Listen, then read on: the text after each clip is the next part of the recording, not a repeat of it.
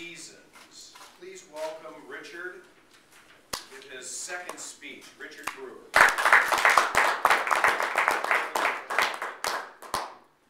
Ecclesiastes chapter 3, verse 1 says, to everything there is a season, and a time for every purpose under heaven.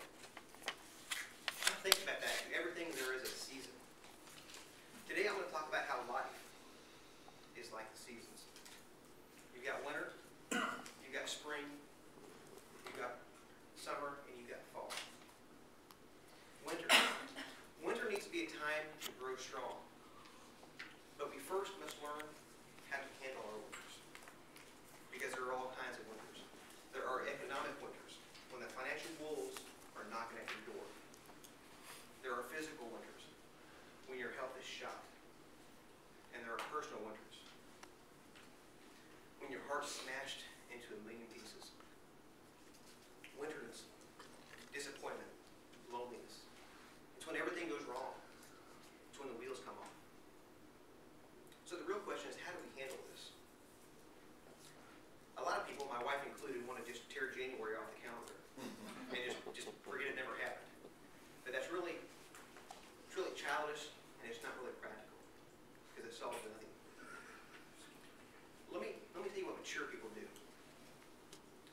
They get stronger. They get wiser. They get better. Wiser, stronger, and better. Three very, very good words to learn. They don't wish things were easier. They wish they were better. They don't wish for fewer problems. They wish for more skills. They don't wish for less challenges. They wish for more wisdom. Springtime. Spring is opportunity. And what a great place for spring to be, right after winter.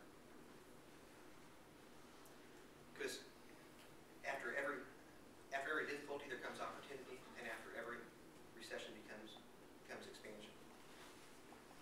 What a great place for it to be.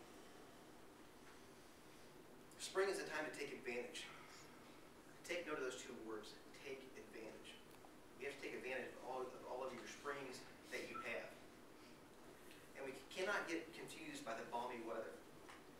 Because if you do, you're not going to look very good in the fall. You have to capitalize on your springs every time you have them. I always like to say you have to be good at one of two things. You have to either be good at planting in the spring or planting in the fall. And I don't like to beg. I don't know about anybody else, but I do not like to beg. So our springs are very few, so we must capitalize on them as much as we can. Summer. Summer is a time to tend the crop, to protect your crop. Because you can bet as soon as you plant it, the weeds and the insects, they're going to be there to invade. They're going to try to destroy that crop. And they will succeed unless you prevent it. Now here are two truths that I think that you learn during your summers. Number one, all good will be attacked. I don't know why, but I know it's true. Just ask any farmer, because every time he plants a garden, it gets invaded. The other is, all values must be defended. Political values, marital values, personal values. Every garden must be tended all summer, and unless you defend what you believe in, come fall, you'll have nothing left. Fall. Fall is a time to take responsibility. Fall is a season where we reap the results of our springs and summers.